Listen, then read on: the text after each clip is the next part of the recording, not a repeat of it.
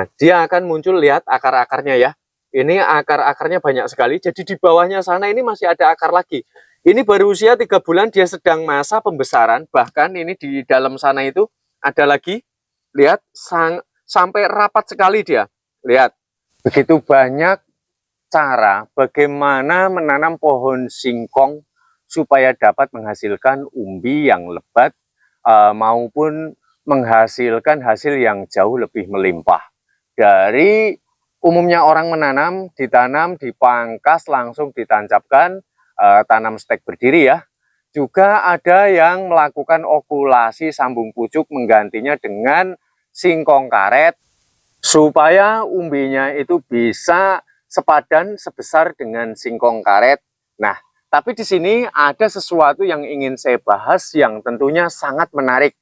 Dan sebelum saya membahasnya tentang bagaimana cara menanam pohon singkong dengan cara stek rebah ataupun stek tidur, terlebih dahulu saya ingin membongkar hasilnya dari yang sudah saya tanam yang sudah berusia 3 bulan. Nah, ini karena ngalangin pagar saya ya, makanya ini saya pangkas karena saya mengalami pergeseran pagar ini, sehingga makanya ini harus saya cabut.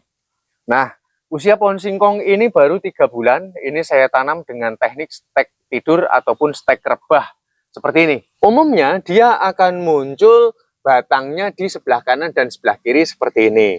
Jadi kita lihat saja ini, lihat ya batangnya ini betul-betul ada kesinambungan, lihat. Nah, sekaligus saya ingin menjelaskan bagaimana cara menanam pohon singkong stek tidur seperti ini supaya dapat menghasilkan umbi yang jauh lebih lebat daripada umumnya orang menanam. Maka pergunakanlah ini bibitnya ini yang sudah berukuran besar, gitu ya. Lalu yang kedua, karena tunas yang dimunculkan itu juga sangat mempengaruhi, maka carilah bekas pelepah yang seperti ini ya.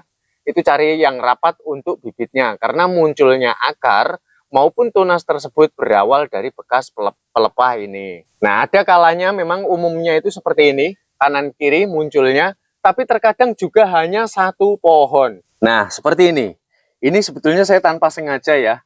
Ini tekniknya saya salah, jujur aja, karena ini hanya saya geletakkan di samping rumah, tiba-tiba dia bisa muncul. Dan ini ukurannya masih terlalu pendek. Harusnya ukurannya itu kurang lebih sekitar 30 cm. Nah, kalau saya suruh memilih cara menanam singkong seperti orang umumnya menanam dengan cara sistem stek tidur seperti ini, jika dilakukan dengan teknik yang benar, saya lebih memilih dengan cara sistem stek tidur seperti ini. Lihat, usianya baru 3 bulan ya, padahal hanya terpendam separuh. Gimana kalau terpendam secara menyeluruh?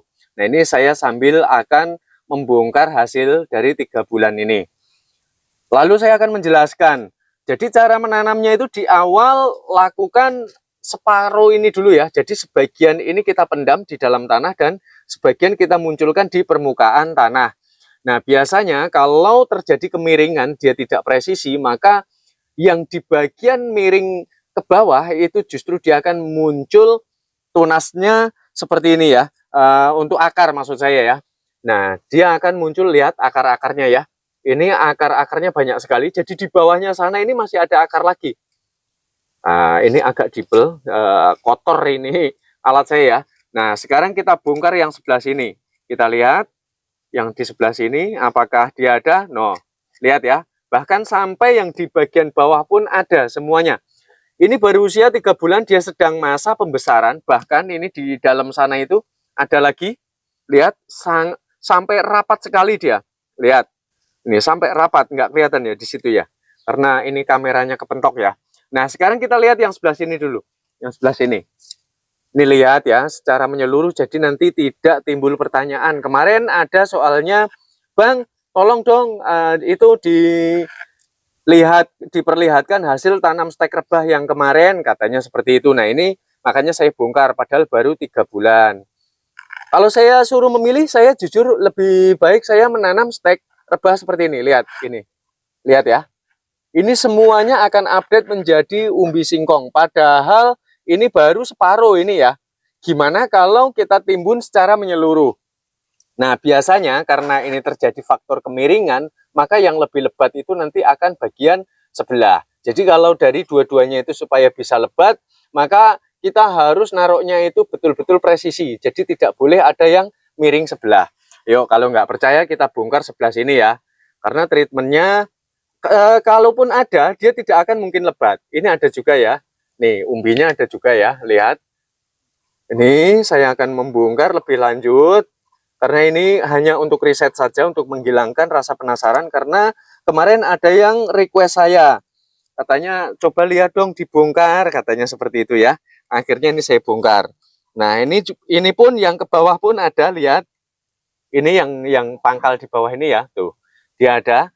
Ini, jadi ini sudah saya pikir membuktikan sudah berapa banyak yang kita hitung ini dia sedang masa pembesaran, kita biarkan, maka nanti singkong ini akan lebat, umbinya ini akan semakin lebat dan dia akan semakin membesar. Jadi kita harus lakukan penimbunan kembali. Nah, lalu yang harus dipertimbangkan adalah lahan media tanam. Jadi kalau untuk maksimal, selain tadi setelah muncul tunas seperti ini harus dipendam secara menyeluruh.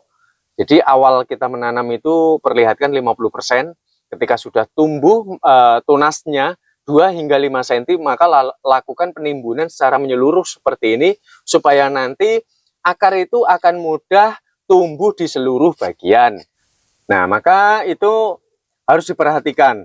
Selain dari itu, dari tingkat tekstur, dari kelembapan tanah ya, kegemburan tanah itu adalah faktor yang paling mendominasi, di mana nanti singkong ini dengan teknik yang demikian ini dia akan mudah untuk berkembang. Karena nanti lebat atau tidaknya singkong yang kita tanam itu juga bergantung dari tingkat kegemburan tanah itu sendiri ataupun tingkat kelembapan. Jadi jangan cari tanah yang bertekstur keras. Nah, ini saya akan coba meriset juga ya.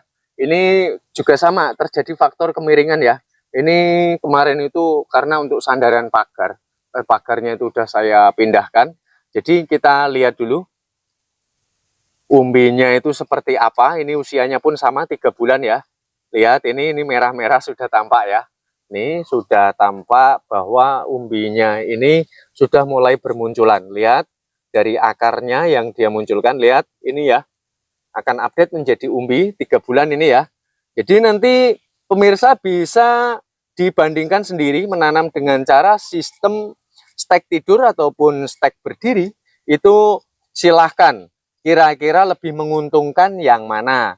Ini untuk pembuktian, lihat ya, apakah dia nanti akan dapat update menjadi umbi singkong yang sangat besar. Nah, silahkan berasumsi sendiri.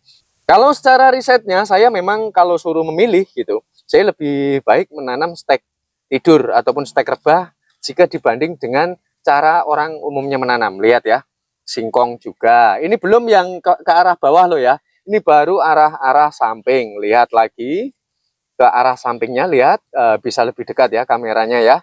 Lihat ini sampai full, bahkan sampai rapat sekali akarnya ya.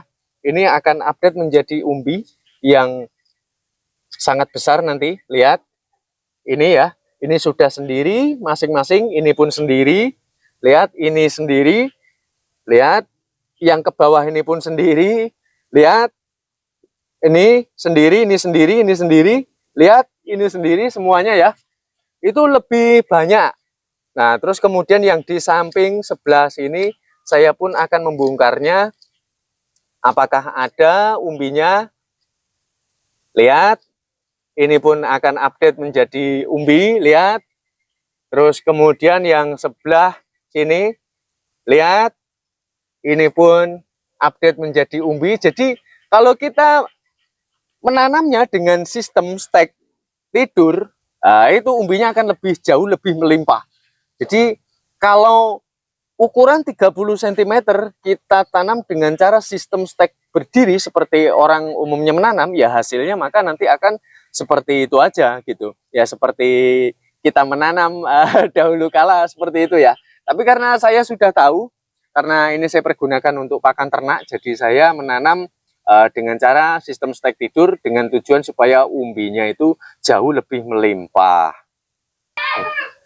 Nah, ini saya rasa sudah cukup semua saya menjelaskan ya. Ini akan saya timbun kembali karena ini untuk pembesaran umbi ya. Jadi ini sekaligus saya merisetnya, ini sekaligus saya gemburkan kembali supaya nanti singkongnya ini bisa tumbuh dengan subur, sehingga nanti akan besar-besar gitu ya. Udah lebat, besar-besar gitu. Jadi selain lebat pun dia akan memiliki ukuran yang lebih jumbo. Nah pemirsa, kita jumpa pada tutorial bermanfaat selanjutnya.